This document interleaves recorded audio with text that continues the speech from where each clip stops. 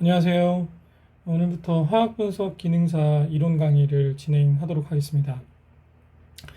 첫 번째 챕터인 화학분석 및 실험실 안전관리 1절이 이제 일반 화학인데요. 이 부분은 굉장히 시험 문제가 뭐 이렇게 어렵게 나오진 않습니다. 그래서 기본적으로 이제 물질과 물체의 정의를 알고 있느냐. 네. 우리가 물질이라고 하면 말 그대로 이제 소재죠, 소재, 재료. 네. 뭐 물이나 알루미늄, 나무, 뭐 철 이런 그 소재를 의미를 하고 그것을 기준으로 무엇을 만들었을 때 우리가 물체라고 얘기를 하는 겁니다. 그래서 가끔 요거를 구별하는 문제 또는 요 개념을 가지고 이것이 무엇이냐를 묻는 문제가 나오니까 정의 정도는 좀 알아두시고 넘어가시면 좋을 것 같아요. 두 번째가 이제 물질의 성질과 변화인데요. 물질은 크게 화학적, 물리적 두 가지 성질로 표현할 수 있고요. 네, 그 물질의 성질에 따라서 물질이 이제 변화하는 것을 우리가 개념적으로 설명할 수 있겠죠.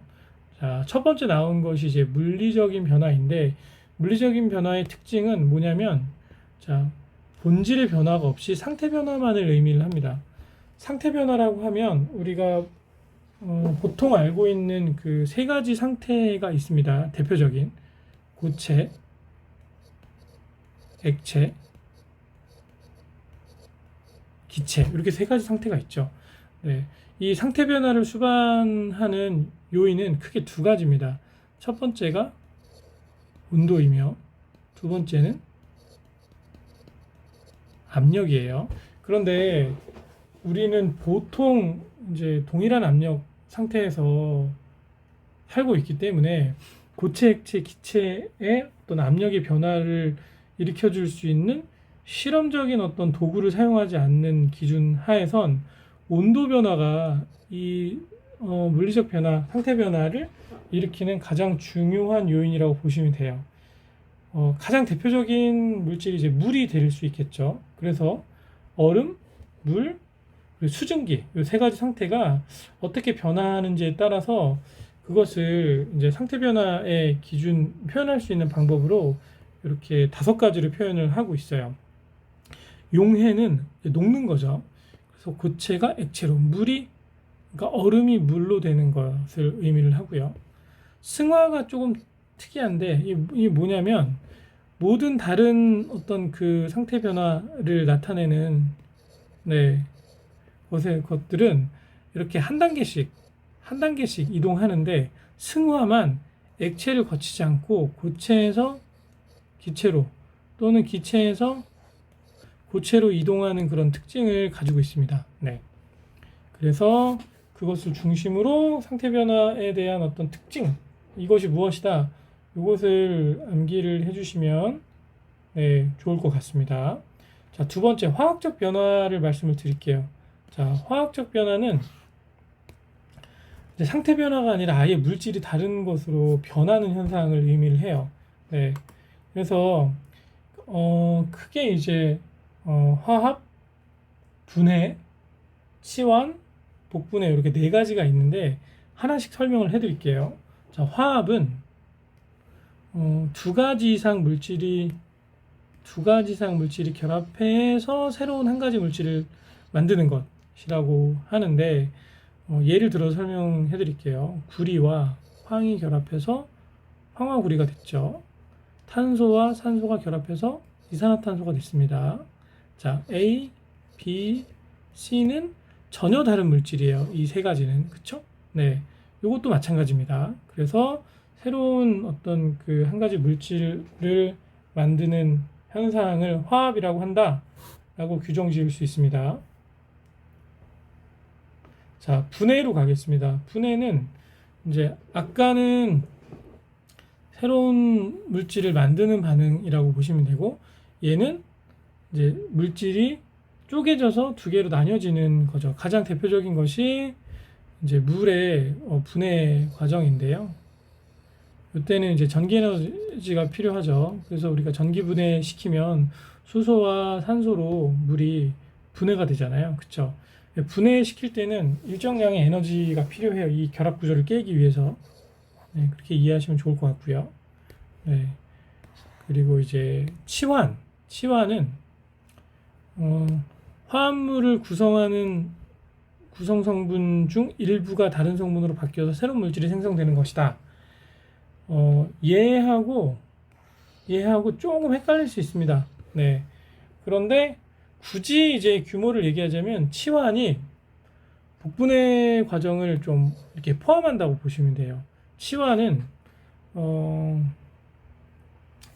사전적 정의를 우리가 정확하게 말씀드리자면 이제 반응 전 화합물을 구성하는 성분의 일부가 다른 성분으로 바뀌는 것이라고 이야기를 했는데 얘는 한 가지 성분의 물질만 구성하는 것이 명확하면 다른 물질이 구성을 하던 안 하던 뭐 크게 상관은 없어요. 구성을 해도 되고 안 해도 되고. 근데 복분해는 이 두 가지 물질이 반응할 때 서로 이제 주고받으면서 물질 두 개에 해당하는 화합물이 만들어지는 반응이라고 보시면 돼요.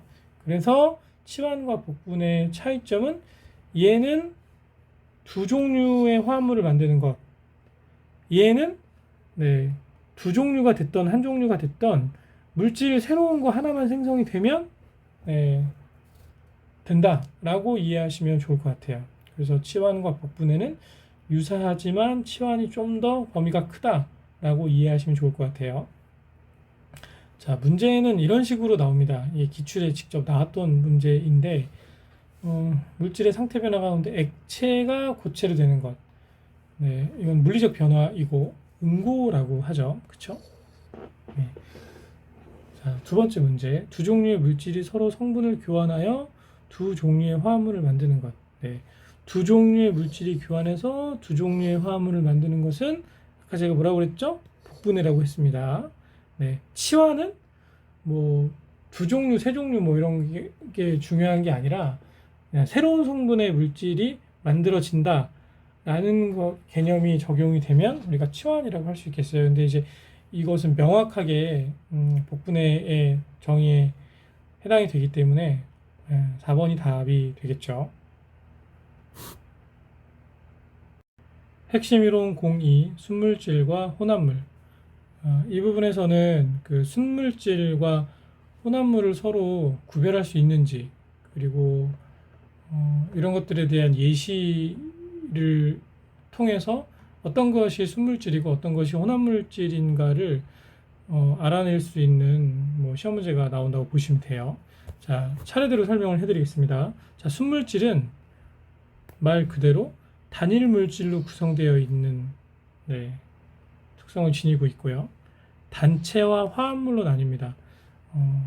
그래서 순물질이 단체와 화합물로 구분이 되는데 단체는 원소 하나로 구성된 거예요. 근데 원소 하나로 구성되어 있다 하더라도 이게 분자체를 이룰 때 이제 복수로 되어 있는 경우도 있고 이게 단수로 되어 있는 경우도 있죠. 그래서 질소나 뭐 산소나 또는 뭐 수소도 마찬가지입니다. 수소도 H2죠. 얘네들은 두 개 있어야 안정한 형태를 유지하기 때문에 이렇게 되는 거고요. 뭐 인이나 황이나 뭐 철 얘네들은 혼자 있어도 하나의 물질을 이룰 수 있기 때문에 좀 차이가 있는 것입니다. 하지만 뭐 같은 거죠. 자, 화합물은 두 종류 이상의 원소가 결합해서 만들어진 물질이다. 화합물은 화학식을 보시면 알아요. 여기 보면 염산은 수소와 염소가 결합되어 있는 거죠. 얘도 뭐 이렇게 하나, 둘, 셋, 하나, 둘 이렇게 여러 가지 물질들이 결합을 해서 어떤 하나의 물질을 만들었을 때가 화합물이라고 한다.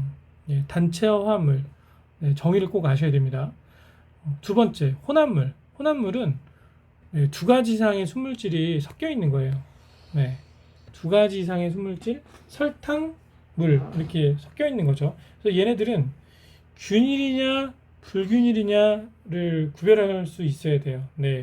그래서 성분이 골고루 분포되어 있는 뭐 설탕물이나 소금물이나 식초 이런 것들을 우리가 균일 혼합물이라고 하고요. 불균일 혼합물은 성분이 고르지 않아요. 여기서 좀 헷갈리게 나오는 문제가 우유 불균일 혼합물입니다. 바닷물. 바닷물에는 뭐 여러 가지 물질이 뭐 다 다르죠. 네. 그래서 뭐 마그네슘이나 뭐 나트륨이나 이런 성분들이 바다에 따라 조금씩 다를 수 있어요. 흙탕물도 마찬가지고요. 네. 얘네들은 뭐 이렇게 차이가 어느 정도씩 다 있기 때문에, 네. 그래서 균일과 불균일을 구별하실 수 있어야 됩니다. 가장 많이 나오는 것이 우유에 대해서 묻는 문제가 많이 나와요. 우유가 균일이냐 또는 불균일이냐. 네. 그래서 불균일이다를 꼭 네, 암기를 하시기 바랍니다. 자, 물질의 구성 표로 한번 보여드릴게요. 순물질, 혼합물. 순물질은 단체, 화합물. 단체는 하나로만 되어 있는 거예요. 단체는. 네. 화합물은 두 가지 이상. 혼합물은 균일과 불균일인데, 네, 여기 지금 나와 있지 않지만 우유가 불균일이다. 네. 그리고 일반적으로 소금물과 여기 지금 나와 있지 않지만 이 바닷물이 있어요. 네, 이것도 다릅니다. 바닷물이 다 소금물은 아니죠. 물론 소금물이지만 소금 말고도 여러 가지 물질들이 이제 섞여 있기 때문에, 네, 그래서 그것들을 구별하실 수 있으면 좋을 것 같아요. 네. 그래서 이것을 물리적으로 화학적으로 순물질과 혼합물을 구별하는 방법에 대해서 설명을 해드리겠습니다. 네, 보통은 녹는 점, 끓는 점을 조사해서 녹는 점이 일정하다, 그럼 순물질이고요. 녹는 점이 좀 높다 또는 낮다, 뭐 좀 다르다, 그럼 혼합물이라고 보시면 돼요. 얘를 이제 온도를 이제 가열 시간을 기준으로 나타낸 표를 보면 설명을 해드리면, 일반적으로 순수한 물에 끓는 점은 이제 100도씨에서 끓죠. 근데 네, 설탕물, 뭐 소금물, 혼합물을 넣었을 경우는 보통은 끓는 점보다 더 높은 온도에서 물이 끓게 됩니다. 그래서 압력이 동일할 때의 기준입니다. 동일 압력 기준이에요. 네, 그래서 이런 이제 비등점, 끓는 점을 기준으로 이것이 이제 순물질이냐 혼합물질이냐 구별을 할 수 있고요. 성분비를 조사하거나 분리조사 방법으로 가능하다고 했는데, 이 파트에서는 이제 어떤 실험 방법이나 다양한 물리적, 화학적인 어떤 그 과정을 통해서 네, 조사를 할 수 있다라는 정도만 아시면 좋을 것 같아요. 네, 그럼 문제를 한번 보도록 하겠습니다. 자, 다음 물질과 그 분류가 바르게 연결된 것은 시험 문제가 이렇게 나온다고 보시면 돼요. 그래서 소금물은 네, 균일 혼합물이죠. 바닷물은 뭘까요? 바닷물은 불균일입니다. 그쵸? 다음 중 혼합물인 것은, 혼합물은 이제 공기가 네, 혼합물이죠. 그쵸? 네. 자, 하나의 물질로만 구성되어 있는 것, 물, 소금, 산소 등이 그 예.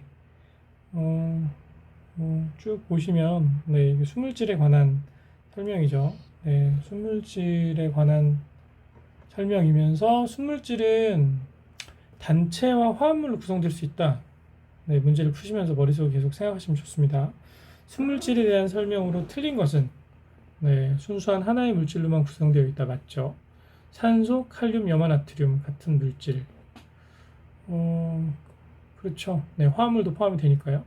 그리고 물리적 조작을 통해 두 가지 이상의 물질로 나누어지는 물질. 요거는 좀 아니죠. 네. 그리고 얘는 두 가지 이상의 물질로 나눠질 수가 없습니다. 네, 물리적 조작을 통해서는. 염화나트륨 같은 경우는 화학적인 조작을 통해서는 가능하겠죠. 네, 하지만 물리적 조작은 어렵습니다. 그 답은 3번입니다. 핵심 이론 03 혼합물의 분리 방법. 이 파트에서는 기체, 액체, 고체 물질의 그 분리법에 대해서 나옵니다. 네. 그 기체 혼합물 분리법은 뭐 다양한 여러 가지 방법이 있는데요. 가장 대표적으로 많이 사용하는 것이 이제 액화 분리법이나 또는 흡수법, 이 두 가지가 많이 사용됩니다. 이것 말고도 뭐 크로마토그래피 이용해서 분류하는 방법도 방법도 있고 다른 방법들도 있는데 요 두 가지 정도만 아시면 좋을 것 같아요. 특히 이 햄펠법, 오르자트법, 게겔법 이것이 흡수법에 해당한다라는 것은 반드시 암기하시고 넘어가시면 좋을 것 같습니다. 자, 액체 혼합물 분리법. 액체 혼합물은 대부분 이제 그 여과나 또는 비중 차이를 이용한 분해 깔때기를 사용을 해서 분리를 하죠. 그래서 요즘 분해 깔때기 그림인데 이렇게 생겨서 비중이 무거운 것이 이제 밑에 깔리고 가벼운 것이 위에 이렇게 있으면 요 콕을 열어서 무거운 것만 빼고 가벼운 것은 놔두고 이제 따로 분리하는 그런 방법을 이용을 하는 거죠. 또 이제 증류법 끓여서 끓는 점의 차이를 이용해서 분리하는 방법이 있겠죠. 우리가 보통 원유를 처음에 시추를 하면 검은색 액체가 나오죠.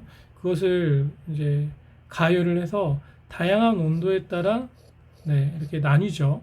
그래서 보통 우리가 알고 있는 뭐 경유니, 등유니 또는 뭐 가솔린, 뭐 벙커시유 이런 것들이 다 그 증류법에 의해서 액체를 분류한 그런 그 것이라고 보시면 돼요. 자, 고체 혼합물 분리법 이것은 뭐 재결정법, 추출법, 승화법 뭐 이런 것들이 있는데 재결정법은 이제 고체 혼합물 분리하는 방법 중에 좀 많이 사용하는 그런 특징인데 방법인데 얘는 용해도의 차이를 이용해서 분리한다고 나와 있죠. 그래서 방법을 말씀드리자면 고체 혼합물에 용매를 넣고 녹인 후에 이제 계속 녹이는 거예요. 그리고 냉각시키는 과정에서 먼저 이제 결정이 되는 것들부터 해서 이렇게 좀 분리하는 방법이라고 보시면 될 것 같아요. 추출법은 이제 어떤 특정 용매에 용해되는 성질을 이용해서 그것만 그 용매와 반응시켜서 이제 추출하는 방법이라고 보시면 되고, 승화법은 이제 물질마다 특유의 어떤 승화성을 가지고 있는 물질들이 있어요. 그래서 그 방법들을 이용을 해서 걔네만 따로 추출하는 방법이라고 보시면 돼요. 시험에 많이 나오는 부분은 나프탈렌, 드라이아이스, 알칼로이드 이런 물질들이 승화성이 강한 물질이다. 뭐 승화성을 띠고 있는 물질에 해당하는 것은 해당하지 않는 것은 그런 것들을 묻는 문제가 많이 나온다고 보시면 됩니다. 자, 그럼 문제를 한번 보실게요. 자, 오르자트는 어떤 분석에 사용되는 장치인가? 아까 말씀드린 것처럼 기체 분석 방법이고 흡수법에 해당이 되겠죠. 그쵸? 이거는 흡수법입니다. 그래서 햄펠법, 오르자트법, 그리고 게겔 이 세 가지 암기해 주세요. 자, 3-2번 승화와 관계가 없는 것은, 승화는 첫 강의에서 말씀드린 것처럼 고체가 액체를 건너뛰어서 바로 기체 또는 이렇게 반대로 되는 것을 의미를 한다고 했죠. 그래서 승화성에 관해서는 이제 그 고체 혼합물 분리법 방금 전에 했을 때 설명드린 것처럼 나프탈린, 드라이아이스, 알칼로이드 그리고 이제 아이오딘도 해당이 돼요. 근데 알코올은 상관이 없죠. 알코올은 승화와 관계가 전혀 없습니다. 답은 3번이고요. 수산화 나트륨과 같은 공기 중에 수분을 흡수해서 스스로 녹는 성질, 이것을 조해성이라고 하는데, 조해성이 강하면 강할수록 물을 잘 흡수합니다. 그래서 조해성이 강한 물질을 보관할 때는 반드시 밀봉해서 보관을 해야 손실이 없겠죠. 답은 1번입니다. 핵심이론 공사, 단체와 동소체. 처음에 앞부분에 나온 그 파트이긴 한데 좀 더 구체적으로 설명을 해드리겠습니다. 자, 원소는 물질을 구성하는 가장 기본적인 성분. 더 이상 작게 쪼갤 수 없습니다. 실제로는 쪼갤 수 있죠. 근데 이제 화학분석 기능사의 범주 안에서는 쪼갤 수 없다라고 그냥 공부하시면 됩니다. 수소, 산소, 염소, 원소 주기율표에 나와 있는 그런 것들을 우리가 의미를 하고요. 단체는 이제 호돈소 물질이라고 했는데 하나의 원소로 구성되어 있는 물질을 우리가 단체라고 합니다. 그래서 분자체가 두 개로 되어 있는 경우도 있고 하나로 되어 있는 경우도 있어서 비금속, 금속 이렇게 구별을 해보면 이런 물질들이 이제 단체, 호돈소 물질에 포함이 되겠죠. 동소체가 시험 문제 좀 많이 나오는데, 네, 동소체는 원소의 구성은 동일해요. 근데 결정적으로 차이는 원자 배열이 다릅니다. 또는 결합식이 좀 다른 형태를 가지고 있어요.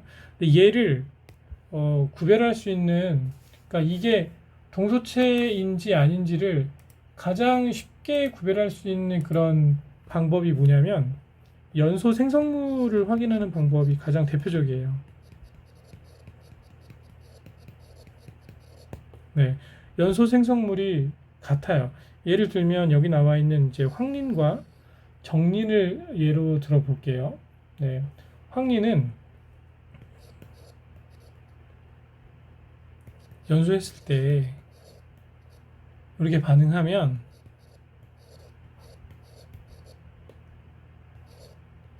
네, 5산화인이 이제 발생이 됩니다. 네, 그리고 이게 이제 황린이고요. 정린은 네,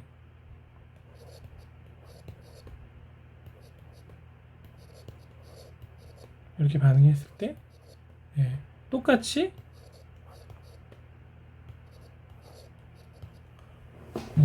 흰 연기가 나는 5산화인이 똑같이 발생돼요. 그래서 연소 반응을 통해서 생성물이 같으면 뭔가 색깔이 다르고 다른 물체 같았는데 얘네들은 동소체구나 라고 결론을 지으실 수 있는 겁니다. 네. 그래서 이제 이는 황린, 정린, 그리고 뭐 백린, 흑린 뭐 이런 것들이 있는데 걔네들이 다 동소체라고 이해하시면 됩니다. 자, 문제를 한번 풀어보도록 하겠습니다.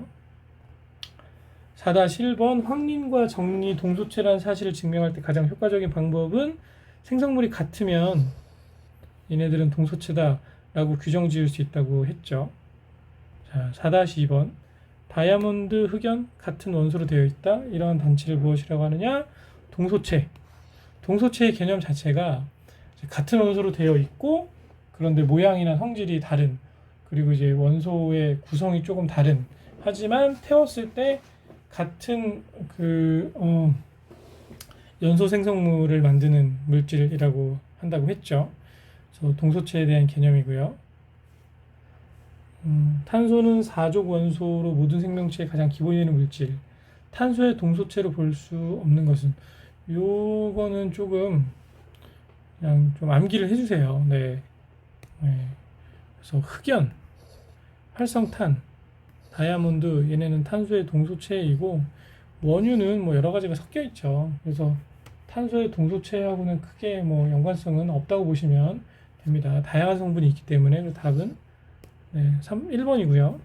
다음 중 동소체끼리 짝지어진 것이 아닌 것은, 네, 2는 다 동소체라고 보시면 되고요. 일산화 질소와 이산화 질소는 전혀 관계가 없습니다. 네.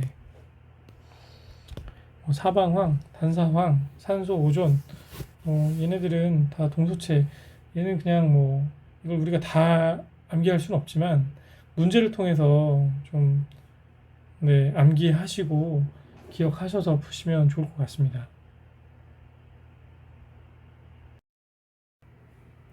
핵심 이론 05 원자, 분자 및 이온. 첫 번째 원자. 원자는 양성자와 전자와 중성자로 구성이 되어 있죠. 그림을 간단하게 그려보자면 원자 핵이 있어요.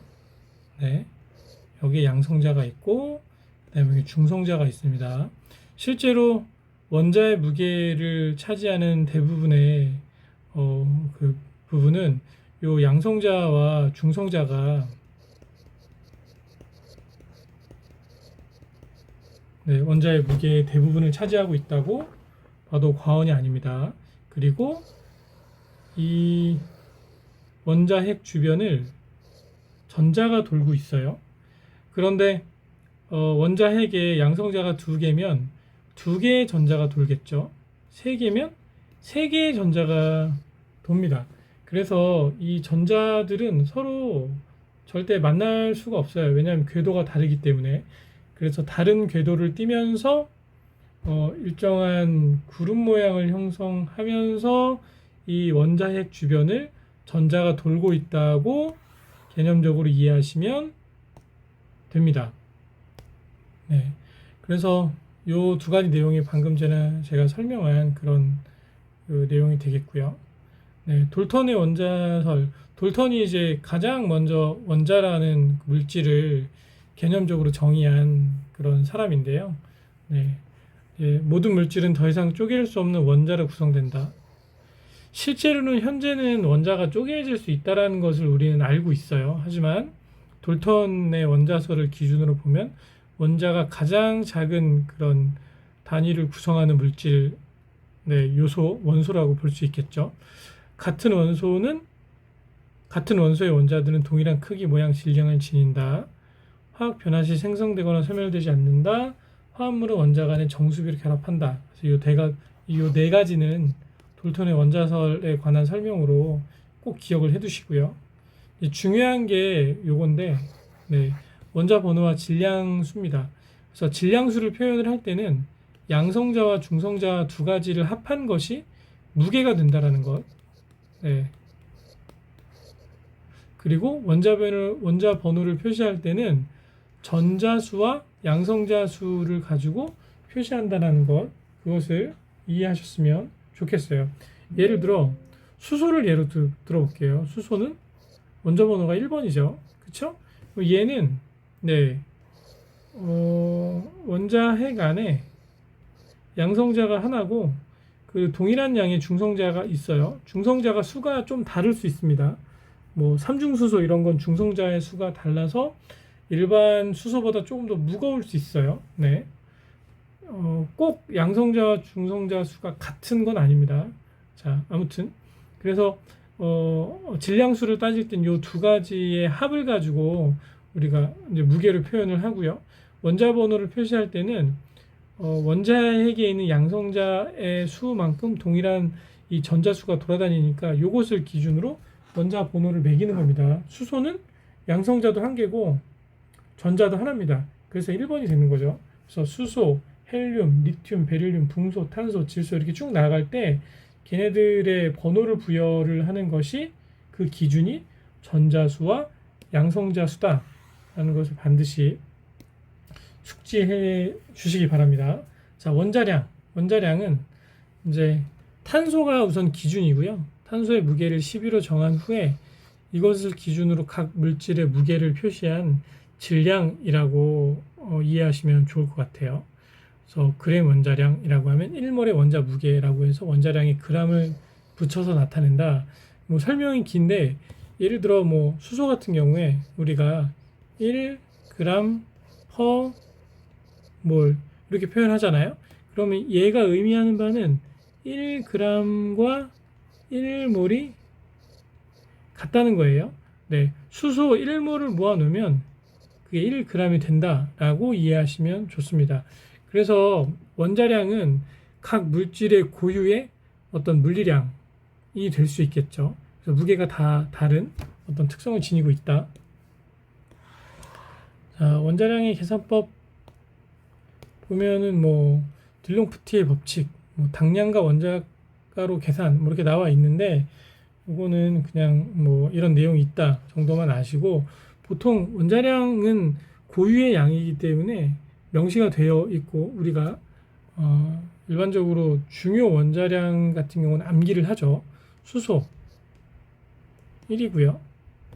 그리고 탄소 12, 질소 14, 산소 16, 그리고 황 32, 염소 35.5. 네. 여기서의 이 원자량의 단위는 모두 다 그램 퍼 몰입니다. 뭐 나트륨, 뭐 칼슘, 뭐 마그네슘 뭐 이런 거 있는데 기본적으로 요 정도만 아셔도 문제 푸는데 큰 지장은 없을 거예요. 네. 그리고 조금 복잡한 화학식에 나와 있는 뭐 원자량이나 이런 건 문제에 제시되고는 합니다. 요 정도만 알면 뭐 원자량 계산, 분자량 계산하는데 큰 네, 지장은 없을 거라고 생각을 합니다. 네. 자, 관련 법칙에 대해서 말씀드릴게요. 첫 번째, 질량 보존의 법칙. 얘는 네, 요 질량과 요 질량 합치면 네, 결국에 반응 물질의 생성 물질의 질량이 동일하게 된다라는 내용이고요. 일정 성분비의 법칙이라고 하면 화합물 구성하는 구성 성분 원소는 동일한 질량 비율을 지닌다라는 뜻으로 여기 보면 자, 이 물이 만들어질 때 항상 수소와 산소가 1대 8의 질량비를 지닌다. 4g과 32g의 비율을 나누면 1대 8로 결합해서 네, 그 질량 비율로 결합한다라는 뜻이에요. 배수비의 법칙은 이제 두 종류의 원소가 결합해서 두 가지 이상 화합물질을 만들 때 한 원소의 일정량과 결합하는 다른 원소의 질량 사이에는 항상 정수비가 성립한다. 그러니까 정수비가 성립한다는 말이 중요한 게 뭐냐면 예를 들어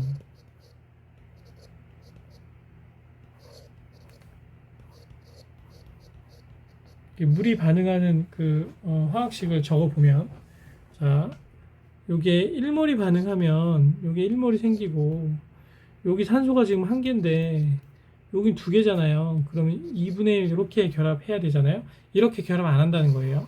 네, 원칙은 이게 맞는데 그럼 어떻게 하냐면 2몰의 수소와 1몰의 산소가 결합해서 2몰의 물이 생성된다.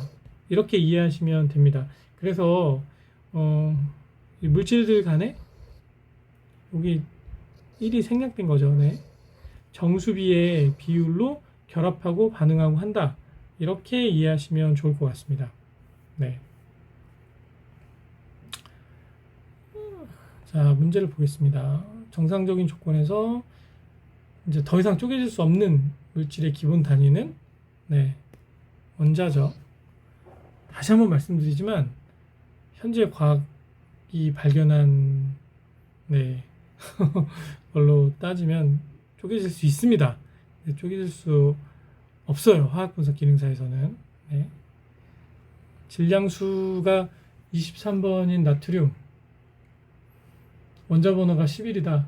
얘는 결국에 이제 원자 번호가 어떻게 구성되는지 양성자, 중성자 이 관계를 이해를 하셔야 돼요. 뭐냐면 자, 원자 번호는 결국에 전자수고 그리고 이게 양성자수죠.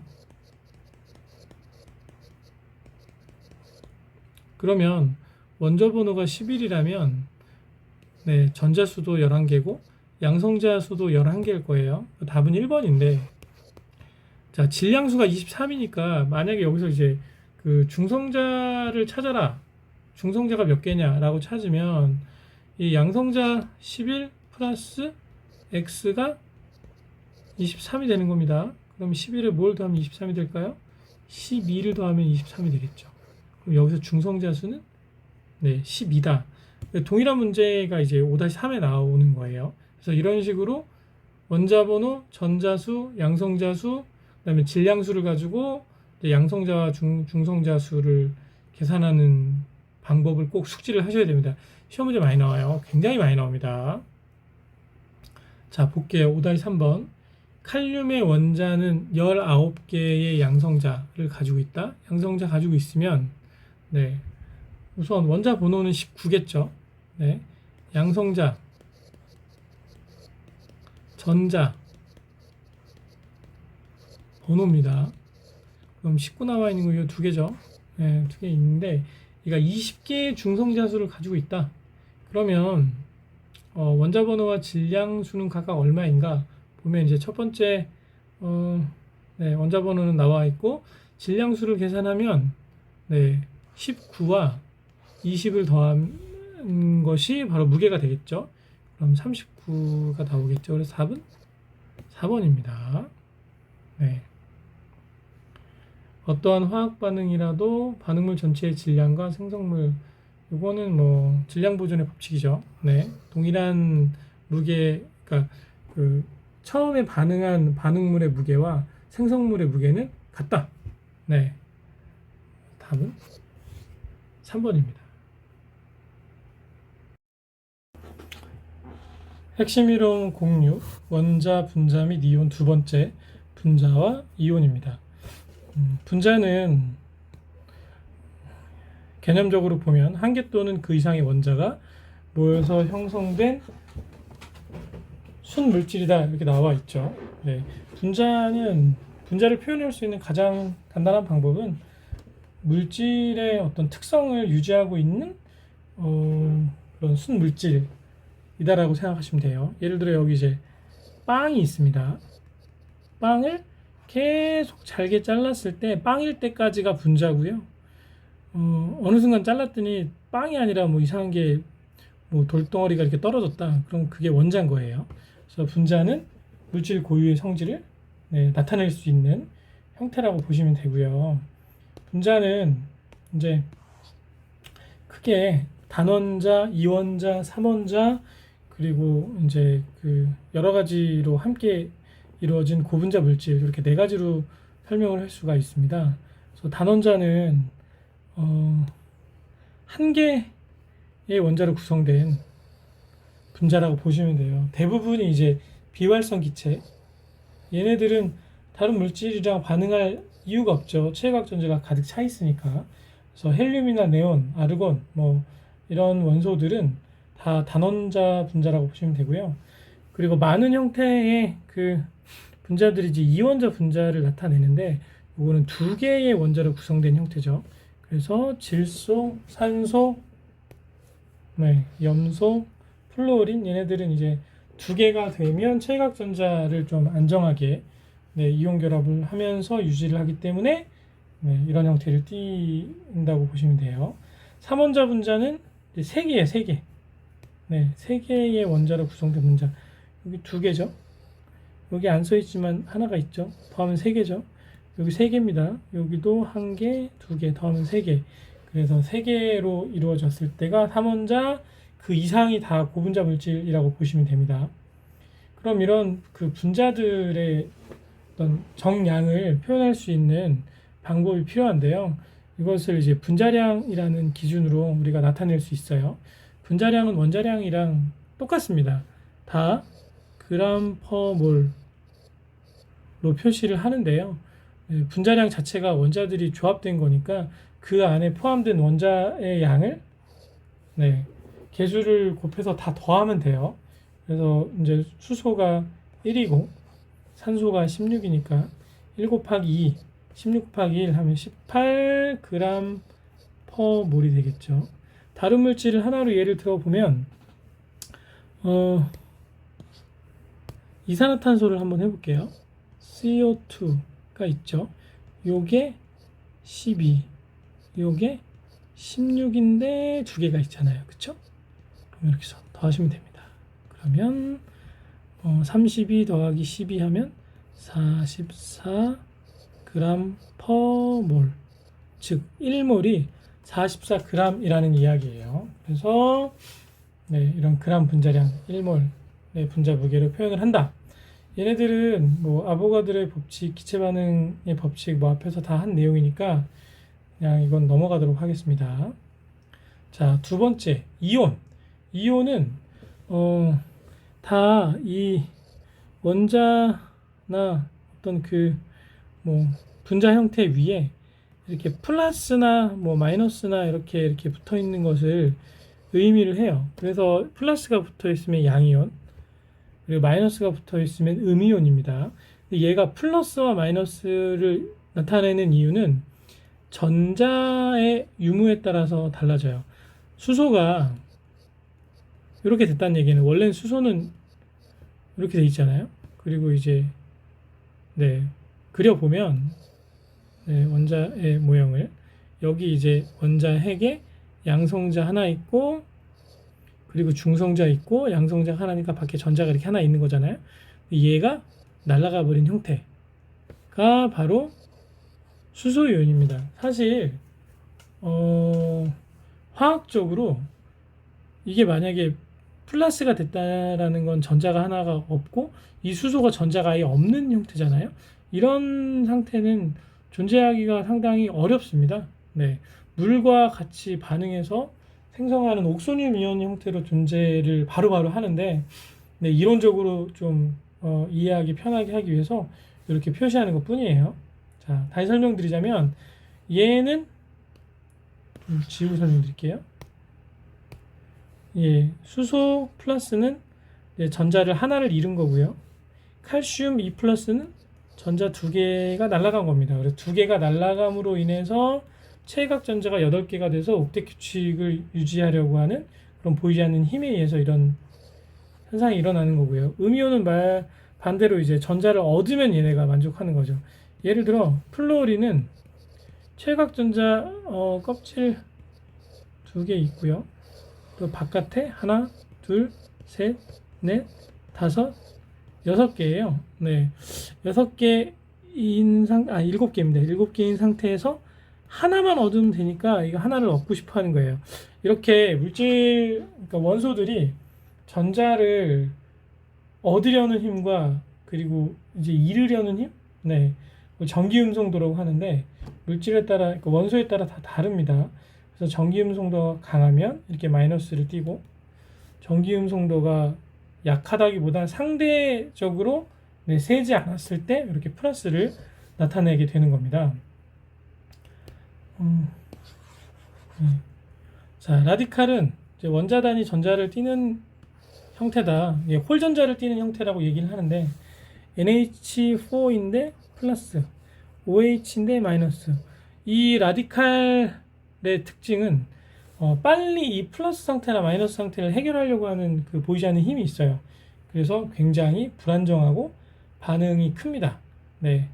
그래서 다른 물질과 최대한 빨리 결합하면서 이 라디칼 위에 붙은 플러스나 마이너스를 해결하려고 하는 움직임이 있다라고 생각하시면 좋을 것 같습니다. 자, 바로 한번 문제를 풀어볼게요. 자, 6-1번. 3원자 분자가 아닌 것은, 계산해보면 아르곤은 단원자죠. 얘는 비활성 기체라 답은 1번이고요. 네, 오존 3개잖아요. 그쵸? 이산화탄소 3개, 물 3개. 그쵸? 자, 2번. 질산의 분자량은 얼마인가? 요거는 요 화학식을 보고 원자량을 다 더하시면 됩니다. 친절하게 원자량이 이렇게 나오죠. 근데 이런 쉬운 원자량 같은 경우는 주어지지 않는 경우도 있어요. 그래서 H가 1, N이 14, O가 더하기 16 곱하기 3. 네, 하면 이게 48이죠. 더하기 14 더하기 1 하면 62, 63. 답은 1번이 되겠죠. 자, 3번. 과망간산 칼륨 표준 용액을 조제하려고 한다. 과망간산 칼륨 화학식 정도는 암기해 두시면 좋습니다. K, M, N, O 입니다. 그럼 얘의 분자량을 찾으라는 거죠. 그래서 아까 한 것처럼 각각의 분자량을 원자량을 계산해서 더하시면 돼요. 칼륨이 39, 망간이 55, 그리고 산소가 16인데 4를 곱하면 6, 4, 24, 64죠. 그래서 각각을 더했을 때 값이 끝자리만 한번 볼게요. 4, 5, 9죠. 9, 9, 18, 8이네요. 그러면 158이 나온다. 네, 답은 3번입니다. 자, 6-4번. 0도씨 1기압. 자, 이 0도씨 1기압을 우리가 뭐라고 하냐면 표준 상태라고 합니다. 네, 표준 상태의 부피를 표현하는 방법이 이렇게 표현합니다. 이게 스탠다드 표준 상태를 의미하는 이니셜이라고 보시면 돼요. 그래서 이제 표준 상태에서는 어떤 특징을 지니고 있냐면 모든 기체는 네, 표준 상태일 때 1몰의 질량은 이제 원자량 또는 이제 분자량, 원자량 g만큼 있고, 그 부피는 22.4리터가 됩니다. 그리고 1몰일 때 그 원자나 분자의 개수는 6.02 곱하기 10의 23승계예요. 이거는 암기를 하셔야 돼요. 네. 그래서 표준 상태일 때 이게 0도씨 1기압이죠. 1기압. 네. 일 때 1몰의 기체는 질량은 원자량 또는 분자량 g만큼 있고, 부피는 22.4리터만큼 있고, 그리고 그 개수는 6.02 곱하기 10의 23승계다. 여기 보세요. 0도씨 1기압에서 수소 22.4리터 속의 수소 분자의 수는 얼마인가? 답은 3번이고요. 요것을 우리가 1몰이라고 한다. 네. 그렇죠. 이렇게 하면 답이 3번이 되겠습니다. 자, MgCl2 2몰에 포함된 염소 분자는 몇 개인가? 이게 2몰이잖아요. 네. 그러면 2 곱하기 6.02 곱하기 10의 23승계 하시면 돼요. 1몰일 때는 1 곱하기 6.02 곱하기 10의 23승계가 되겠죠. 그쵸? 네. 그래서 답은 2번이고요. 자, 6번째 문제. 수소 분자 6.02 곱하기 10의 23승계라고 하면 요거는 1몰. 요 숫자를 다른 말로 아보가드로의